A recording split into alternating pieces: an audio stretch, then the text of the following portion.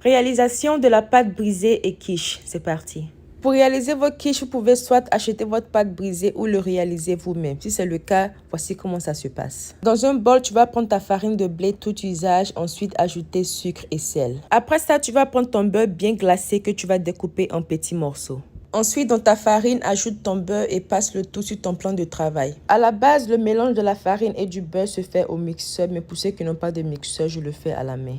Le but ici est de ne pas mélanger notre beurre à notre farine de manière pâteuse, mais d'incorporer notre beurre en petits morceaux dans notre farine pour qu'on obtienne un effet sablé. Comme ça, quand la pâte sera prête, on pourra toujours observer des petits morceaux de beurre là-dedans.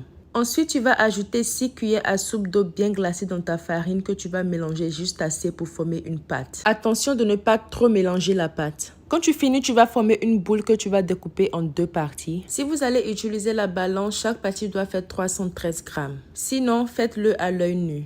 Aplatis ta pâte un peu et emballe-la dans du plastique. Ensuite, au congélateur pour 30 minutes. Après les 30 minutes, faites sortir votre pâte et laissez reposer à l'air libre pour que ça devienne un peu mou. Pour environ 5 à 7 minutes comme ça et maintenant tu vas bien étaler. Étale en fonction de la taille du moule que tu vas utiliser pour faire cuire ta quiche. Et étale ta pâte avec délicatesse. Aussi, utilise de la farine s'il le faut. Quand c'est bien roulé maintenant, transfère ta pâte dans ton moule. Et maintenant, tu vas faire en sorte que ta pâte soit bien disposée dans ton moule. Quand c'est bon, dépose ta pâte au congélateur pour 10 minutes encore une fois. Après congélation, ajoute du parchemin au-dessus de ta pâte. Ensuite, on va ajouter quelque chose de lourd à l'intérieur comme du riz ou des haricots pour que pendant la cuisson, le poids de notre riz empêche notre pâte de gonfler. Ensuite, tu vas pré-cuire ta pâte pour 200 degrés Celsius pour environ 20 à 30 minutes. Pré-cuire notre pâte brisée va permettre à ce que notre croûte à tarte reste bien croustillant. Et cela après l'ajout et cuisson de notre quiche. Pour ma quiche, je vais faire cuire des lardes et les rendre bien croustillants. Ensuite, caraméliser un peu d'oignon avec l'huile des lardes et bien assaisonner. Après ça, tu vas prendre 4 œufs que tu vas bien battre. Ensuite, ajouter crème entière, lait, assaisonner à votre goût et bien mélanger encore une fois.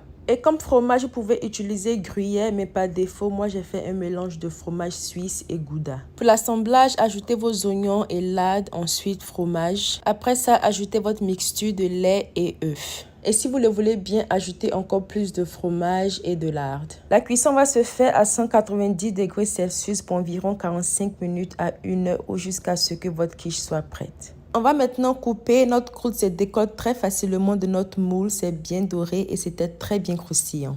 Et concernant le goût, c'était parfait. C'était tellement délicieux. Rien de tel que de manger une quiche avec une croûte qui a été faite maison. Parfait. Et voilà que nous avons terminé. N'oublie pas de t'abonner et je vous dis à plus pour un nouveau délice. Bye guys.